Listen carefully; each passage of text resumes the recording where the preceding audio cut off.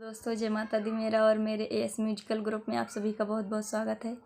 तो एक मैं आज देवी गीत का वो पचरा गीत गाने जा रही हूँ। जैसा होगा आप लोग कमेंट में ज़रूर बताना और पसंद आए तो लाइक और सब्सक्राइब करना और शेयर भी करना। शेरवा चढ़ल मैया मोरी गार जत आवई हो गंवार लोगवैना। शेरवा चढ़ल मैया मोरी गार जत आवई हो गंवार लोगवैना। माई के कदरो न जानई हो गंवार लोगवैना। माई के कदरो न जानई हो गंवार लोगवैना।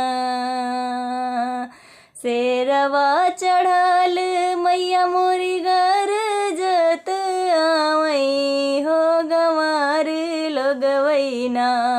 माई के कदरो न जानई हो गंवार लोगवैना। कदरा तो जानई ऊ है सोनरा के बेटउआ हो कि होतई भोरवाना।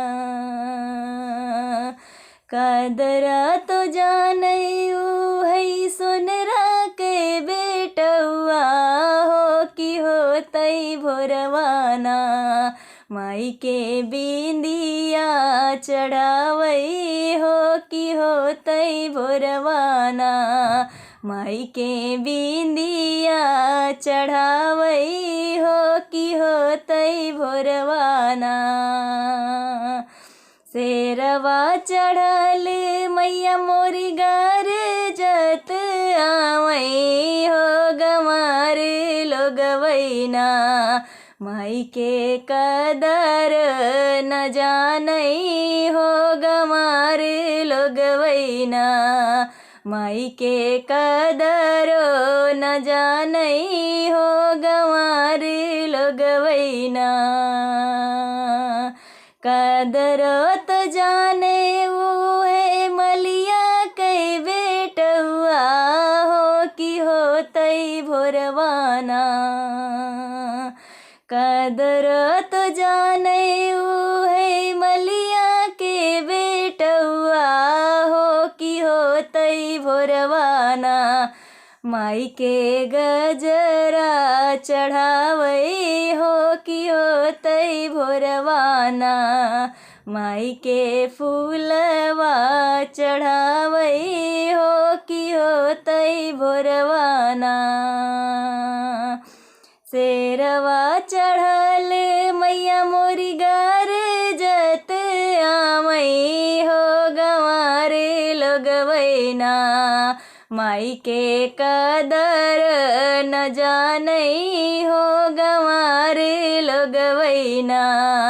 माई के कदर न जानई हो गंवार लोगवैना।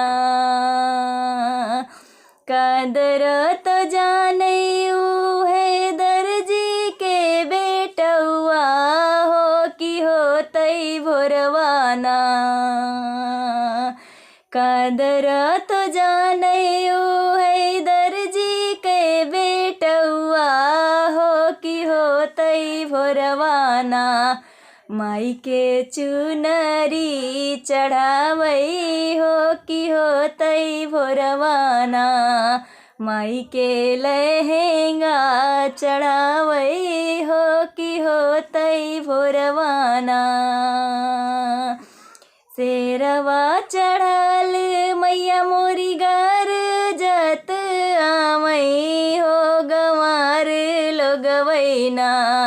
माई के कदर न जानई हो गंवार लोगवैना।